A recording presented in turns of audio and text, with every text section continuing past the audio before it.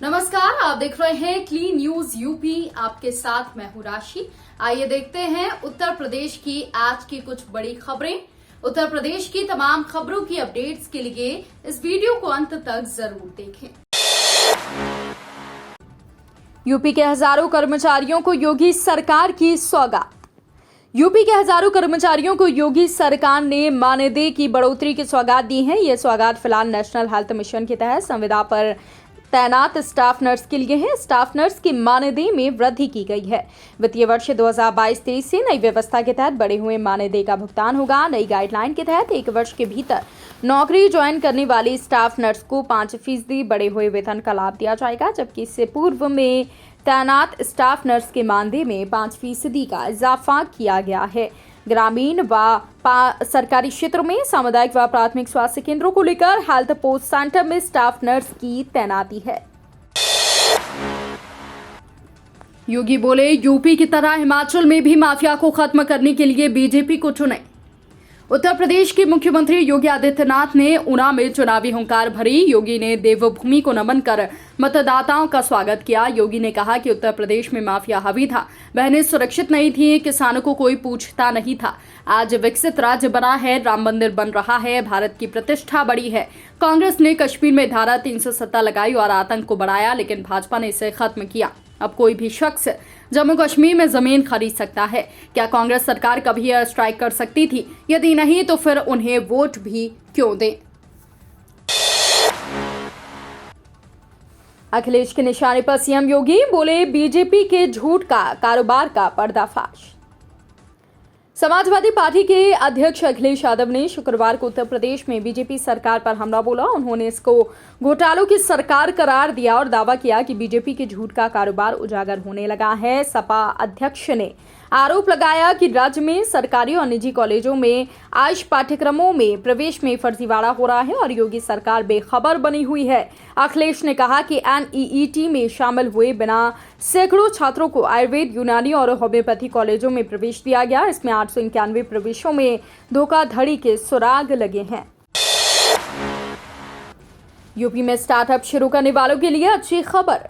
UP में startup संस्कृति को बढ़ावा देने के लिए उत्तर प्रदेश इनोवेशन फंड के नाम से निधि का गठन शासन आदेश वित्त विभाग ने जारी कर दिया है। इस निधि में राज्य सरकार 400 करोड़ रुपए देगी। वहीं अन्य इन्वेस्टमेंट पार्टनर्स के माध्यम से 3600 करोड़ रुपए प्राप्त किए जाएंगे।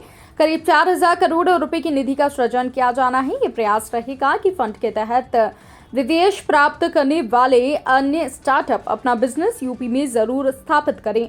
निधि की धनराशि शिक्षण संस्थाएं 2 से 3 वर्षों में देंगी। अपर मुख्य सचिव वित्त प्रशांत त्रिवेदी ने उत्तर प्रदेश इनोवेशन फंड के गठन के संबंध में शासन आदेश जारी कर दिया है। यूपी में 10 सेंटर ऑफ एक्सीलेंस की होगी स्थापना। उत्तर प्रदेश को राष्ट्रीय व अंतर्राष्ट्रीय स्तर पर प्रतिस्पर्धी निवेश गंतव्य के रूप में स्थापित करने में जुटी योगी सरकार का जोर उद्योगों के अनुसंधान और विकास पर है। इसी को ध्यान में रखते हुए प्रदेश में 10 उत्कृष्टता केंद्र की स्थापना का खाका बुना गया है।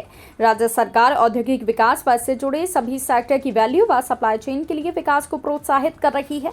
इसके लिए गैर कृषि व बंजर की अनुपयोगी भूमि की पूलिंग को प्रोत्साहित करके लैंड बैंक तैयार करना शुरू कर दिया गया है, ताकि उद्योग लगाने में किसी को जमीन की कमी ना पड़े। एक्सप्रेस वे व फ्रेड कॉरिडोर के किनारे लैंड बैंक व इंटीग्रेटेड क्लस्टर विकसित किया जाएगा। लखनऊ में डेंगू से सर्वाधिक पीड़ित सीएम योगी आदित्यनाथ आज करेंगे टीम 9 के साथ समीक्षा।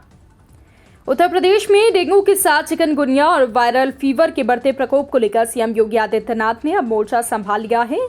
डेंगू के सर्वाधिक मामले राजधानी लखनऊ में है तो संगम नगरी प्रयागराज दूसरे नंबर पर है। इसी के साथ 3 दिन में दोगुने मामले बढ़ने पर CM Yogi Adityanath mission mode में आ गए हैं। मुख्यमंत्री योगी आदित्यनाथ ने आज अपने सरकारी आवास पर डेंगू के लगातार बढ़ते मामले को देखते हुए समीक्षा बैठक बुलाई है। इसमें वो डेंगू के साथ चिकनगुनिया और कोविड के मामलों की समीक्षा करेंगे। प्रदेश में इन दिनों वायरल फीवर के साथ ही डेंगू और चिकनगुनिया का प्रकोप भी बढ़ गया है। यूपी के स्कूलों में नहीं होगी त्रैमासिक और अर्धवार्षिक परीक्षा। अब उत्तर प्रदेश की प्राइमरी और जूनियर स्कूलों के बच्चों को त्रैमासिक व अर्धवार्षिक परीक्षा नहीं देनी होगी। बच्चे सीधे वार्षिक परीक्षा देंगे। फरवरी के आखिर में वार्षिक परीक्षा प्रस्तावित है। बच्चों की दक्षता परखने के लिए निपुण लक्ष्य मूल्यांकन और लर्निंग आउटकम परीक्षा होगी। इसके अलावा अन्य गतिविधियों की मदद से बच्चों का मूल्यांकन होगा। परिषदीय स्कूलों में अभी तक सितंबर में त्रैमासिक और नवंबर के आखिर में अर्धवार्षिक परीक्षा कराई जाती थी। शैक्षिक सत्र 2022-23 में शासन ने प्राइमरी और जूनियर स्कूलों के बच्चों को कॉन्वेंट की तरह दक्ष बनाने के लिए पाठ्यक्रम के साथ ही निपुण लक्ष्य और लर्निंग आउटकम समेत अन्य गतिविधियां शुरू की हैं। लखनऊ नोएडा की हवा हुई बहुत खराब। उत्तर प्रदेश प्रदूषण नियंत्रण बोर्ड यूपीपीसीबी के अनुसार लखनऊ और यूपी के अन्य शहरों में वायु प्रदूषण में 90% योगदान वाहनों की भीड़ के कारण कार्बन उत्पादन और जर्जर सड़कें हैं। यूपीपीसीबी लखनऊ के क्षेत्रीय अधिकारी उमेश चंद्र शुक्ला ने कहा कि यातायात में वाहनों के द्वारा उत्पन्न कार्बन के साथ टूटी सड़कों से निकले धुएं के कण वातावरण में मौजूद हैं और ये सांस की समस्या वाले लोगों के लिए हानिकारक हो सकते हैं। लखनऊ में फिर से वायु गुणवत्ता सूचकांक बहुत खराब श्रेणी में आ गया है। तालकटोरा क्षेत्र में 302 AQI दर्ज किया गया है और लखनऊ के अलावा यूपी के नोएडा का AQI 314 के साथ बहुत ही खराब श्रेणी में है। यूपी सरकार की इस योजना से मिलेगी फ्री बिजली। यूपी सौर ऊर्जा योजना के तहत पंजीकृत श्रमिकों को रिन्यूएबल एनर्जी यानी वैकल्पिक ऊर्जा यूज करने के लिए प्रोत्साहित किया जा रहा है। इसमें उन्होंने बिना रुकावट बिजली का सप्लाई मिलती है, साथ ही उनका बिल नहीं आता। इस तरह उन्हें फ्री में बिजली मिलती है। यूपी सौर ऊर्जा योजना से कुल 2 लाभ होंगे। पहला लाभ कि ये श्रमिकों की कार्य करने की कुशलता इससे बढ़ती है और दूसरा कि इससे पर्यावरण संरक्षण में मदद मिलती है। दुनिया में जलवायु परिवर्तन के बढ़ते खतरे को देखते हुए अब वैकल्पिक ऊर्जा पर जोर दिया जा रहा है। पछुआ हवा ने भरा फर्राटा, घटेगा पारा, तापमान में गिरावट के साथ बढ़ेगी ठंड। पश्चिम दिशा से चल रही हवाओं ने मौसम का मिजाज बदल दिया। 3 दिनों से वातावरण में छाई धुंध हट गई है। रात के तापमान में गिरावट आने की आहट हो गई। यूपी में पिछले 24 घंटे में रात और सुबह के समय ठंडक का एहसास बढ़ गया। हवा की रफ्तार 6 किलोमीटर प्रति घंटा से बढ़कर 15 किलोमीटर प्रति घंटा हो गई है।